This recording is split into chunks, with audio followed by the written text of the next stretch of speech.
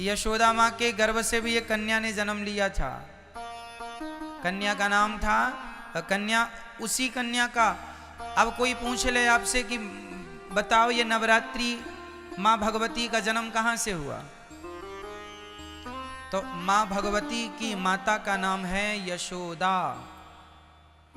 जब देवकी माता ने कृष्ण को जन्म दिया, उस समय यशोदा माँ ने भी एक कन्या को जन्म दिया था। अदला बदली हो गई, देवकी के बेटे को यशोदा के पास छोड़ दिया और यशोदा की बिटिया को कंस ने पत्थर पर पटकना चाहा। वही कन्या हाथ से छूटकर आकाश में अष्टभुजा धारण करके मां भगवती खड़ी हो गई। उन्हीं माता को विंध्यवासिनी मैया कहते हैं। विंध्याचल पर्वत में आज वही स्वरूप है। वो मां यहां मथुरा से विंध्याचल चली गई थी। ये दास अनिरुद्ध ने विंध्यवासिनी मैया का भी दर्शन किया है। तो विंध्याचल चली गई मां, अष्टभुजाधारी।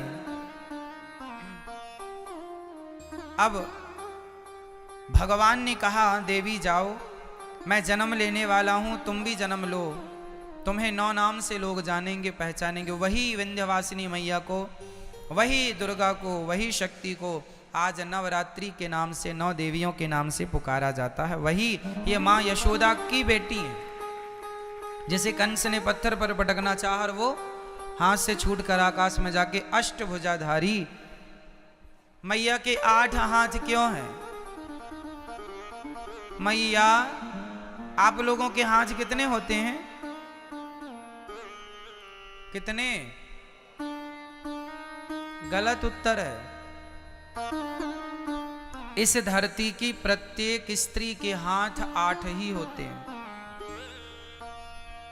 आपके भी 8 हाथ है। सच्ची बताएं, आप लोग अपने आप को जानते ही नहीं। आपका परिचय आपको ही नहीं पता। आपके अष्ट भुजा आज भी हैं। देखो ना कैसे एक पत्नी अपने पति के लिए दोनों हाथ बढ़ाती है। पति कहे कि नाश्ता बनाओ, तुरंत पति ऑफिस जा रहा है, तुरंत नहा धो करके तैयार हो गई पति के पहले और नाश्ता बनाने लगी, चाय बना। तभी ससुर जी ने आवाज लगाई, अरे बहू चश्मा कहाँ है? तुरंत नाश्ता को छोड़कर अपने पति की सेवा के लिए खड़ी थी, पर ससुर की आवाज पर दौड़ पड़ती है, ये ससुर जी ये चश्मा आपका है। एक नारी को तभी उसके बेटे ने आवाज लगाई, माँ हमारा टिफिन कहाँ, हमारा बैग कहाँ? तुरंत माँ दौड़ पड़ती है अपने बच्चे के लिए, ये तेरा टिफिन है, ये तेरा बैग है, स्कूल जा। उसी समय बच्चे को स्कूल भेज रही है, उसी समय पति को दफ्तर भेज रही है, उसी समय ससुर जी को चश्मे और चाय की जरूरत पड़ी तो चाय भी बना रही है। एक समय में 4 काम कर लेती है स्त्री, इसलिए 4 काम करने वाली 8 हाथ से वो काम करती है। पूरे गृहस्थी की जिम्मेदारी इन 2 हाथों से थोड़ी होती है। आपके अनेक हाथ हैं। 2 हाथ से पति को, 2 हाथ से बच्चों को, 2 हाथ से सास ससुर को, और भी बहुत सारी जिम्मेदारियां स्त्रियों की होती हैं। घर की साफ सफाई से लेके घर की जिम्मेदारी, घर में राशन नहीं है, नमक नहीं है, हल्दी नहीं है, नमक तेल नहीं है, घी नहीं है। पुरुष को इसकी कोई जानकारी नहीं होती कि घर में शक्कर है, पत्ती है या नहीं। नारी इसका पूरा ख्याल रखती है और ख़त्म होने के पहले इसकी तैयारी करती है कि ख़त्म हो जाएगी तभी नहीं, उसके पहले बुला के रखवा लेती है, क्योंकि ख़त्म हो गई तभी कोई मेहमान आया तो मतलब वो हर क्षण हर जगह उसका ध्यान है, हर जगह उसका हाथ है। इसलिए प्रत्येक स्त्री 8 भुजाधारी, स्त्री के 8 हाथ, अष्टभुजाधारी। और बैठी किस पर है? अच्छा 8 हाथ इसलिए भी हैं स्त्री के, अर्थात माता रानी के।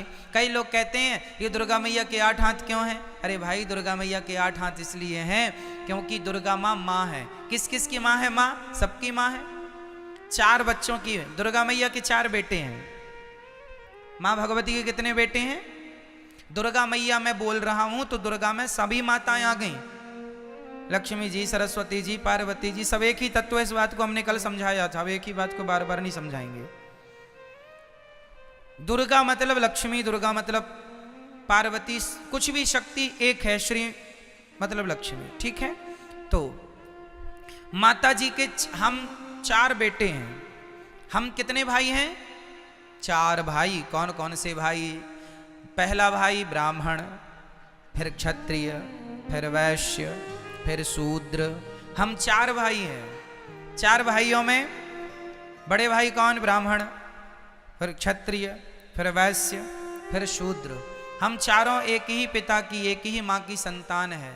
माँ दुर्गा कहती हैं मेरे 8 हाथ इसलिए हैं क्योंकि ये हाथ मेरे नहीं, मेरे 4 बच्चों के ही मेरे हाथ हैं। ये 4 बच्चों को खड़ा किया जाए तो 8 हाथ होते हैं ना। और माँ कहती हैं कि तुम चारों ब्राह्मण, क्षत्रिय, वैश्य, शूद्र, तुम जिस दिन संगठित हो जाओगे उस दिन तुम शेर की भी सवारी कर लोगे। क्या मजाल किसी की कि तुम्हारी तरफ कोई आंख उठाकर देख ले। लेकिन तुम तो बटे हो ना आपस में, जातवाद में, इसलिए लोग आके हम पर हुकूमत करते हैं। हमें कहीं कोई लूट ले जाता है, कोई हमें गुलाम बना लेता है ना। आक्रांत आके लूट गए, गुलाम बनाया। क्यों? क्योंकि हम लोगों को आपस में लड़ने की बीमारी है। हम लोग तो इस बात पे लड़ते हैं, अरे हम ब्राह्मण हैं, हम क्षत्रिय, हम वैश्य हैं, शूद्र हैं। अरे पगले, तुम चारों एक ही बाप की संतान हो। ये झगड़ा करने को कहा किसने?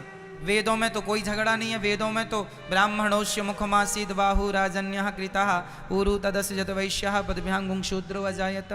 एक ही वेद में एक ही जगह पर चारों की उत्पत्ति बताई है, एक से, श्रीमन्नारायण से, ब्राह्मण, क्षत्रिय, वैश्य, शूद्र। हम चारों एक हैं। कोई छुआछूत हमारे भारत में नहीं है। लेकिन आज के कुछ मूर्ख लोग छुआछूत की भावना भी रखते हैं। क्या भगवान श्री राम ने छुआछूत रखी शबरी माता से? शबरी माता भी तो कोल भीलों की बेटी हैं। क्या राम जी ने छुआछूत रखा? नहीं जी। जब भगवान छुआछूत नहीं रखते तो हम कौन होते हैं? परमात्मा की मर्यादा का उल्लंघन करने वाले। इसलिए इंसानियत से प्यार करो, इंसानों से प्यार करो। जो सनातनी है उनसे प्यार करो, जो आपके अपने हैं उनसे प्यार करो, और एक दूसरे की तरक्की से प्रसन्न रहो। ये नहीं कि वो तरक्की क्यों कर गए तो आप जलने लग जाओ, कोई फायदा नहीं। हमें प्रसन्न रहना चाहिए कि हमारा अपना है। और जातवाद का जहर घोल दो मेरी माँ, अर्थात नष्ट कर दो जातवाद का जहर, खत्म कर दो। नहीं तो ये जातवाद का जहर घोल घोल के आपस में हम लोगों को लड़ा लड़ा के, और आक्रांताओं ने सोचिए कितने 100 वर्षों तक राज्य किया। 700 साल तक गुलाम रहा भारत। कुछ अंग्रेजों से, कुछ मुगलों से गुलामी की हमने। क्यों गुलामी की? क्योंकि वो यही कहते थे फूट डालो शासन करो। आपस में लड़ाते थे हम लोग, जातवाद पे लड़ते। बड़ा राजा, अरे मैं क्षत्रिय हूं, छत्री छत्री लड़ जाते थे आपस में। यदि भारत के राजा आपस में लड़े ना होते ना तो क्या मजाल किसी की भारत की तरफ आंख उठा के देख लेता। विडंबना तो ये थी कि हमारे अपने लोग लड़ते। झांसी की रानी पर अंग्रेजों ने जब कब्जा कर लिया, झांसी के किले पर, तो क्यों कर लिया? क्योंकि झांसी की रानी के अपने कुछ मंत्री गद्दार हो गए थे। उन्हें बता दिया कि यहां से आओ, ये तैयारी लो। जयचंद्र जैसे लोग यहां पाए जाते हैं। भारत में कहते हैं ना दूसरों से लड़ा जा सकता है मेरी मां, अपनों से नहीं लड़ा जा सकता।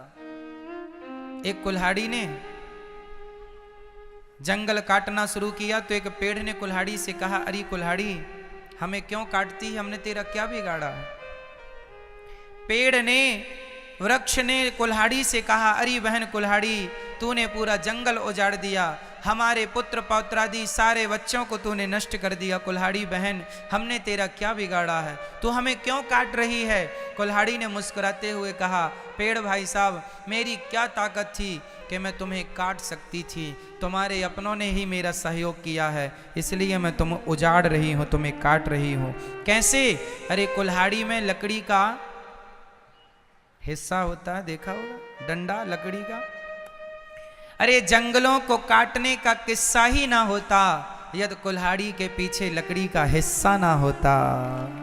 क्या बताएं, अपनों ने लूटा है हमें, गैरों में कहाँ दम था। मेरी कश्ती तो वहां डूबी जहां पानी कम था। अपनों ने बहुत कुछ बिगाड़ा है मेरी माँ। चलो कोई बात नहीं, पुरानी बातों को ना करें, अब हम प्यार से रहें, भाईचारे से। मिलजुल के रहें, कोई जहर ना हो जातवाद का, ऊंच नीच का, प्यार से इंसानियत के नाते सबसे रहो मिलजुल के। चलिए ठीक है। तो माँ भगवती कहती हैं तुम चारों जिस दिन एक, रामचरितमानस में भी ये बात लिखी है, जहां सुमति तहां संपत्ति नाना, जहां कुमति तहां विपत्ति निदाना। जहां सुमति, जहां एकता है, जहां संगठन है, वहां सब कुछ है। और जहां झगड़ा है, अरे झाड़ू भी यदि संगठित रहती है, झाड़ू के तिनके यदि संगठित होते हैं तो सारा कचरा साफ होता है, और झाड़ू बिखर गई स्वयं कचरा बन जाती है, स्वयं कचरा बन जाती है। इसलिए झाड़ू हर तिनके को संगठित रखती है। यदि झाड़ू का तिनका, एक भी तिनका यदि बिखर गया तो वो तिनका भी कचरा ही कहलाएगा। सही है। आप जब तक संगठित हैं तब तक सुरक्षित हैं, बिखर जाओगे तो कोई भी, कहावत तो सुनी होगी, एक लकड़ी को कोई भी तोड़ सकता है, लकड़ी के पूरे गट्ठे को कोई तोड़ नहीं सकता। संगठन तो लकड़ी के गट्ठे की तरह है, कोई क्या मजाल किसी की कि कोई आगे बढ़ के तुम्हें देख सके। संगठित रहो। कौन कौन संगठित रहे, बोल के बताओ, कौन कौन? ब्राह्मण, क्षत्रिय, वैश्य और चारों एक पिता की संतान है, सबको गले से लगाओ। राह में आए जो दीन दुखी, सबको गले से लगाते चलो।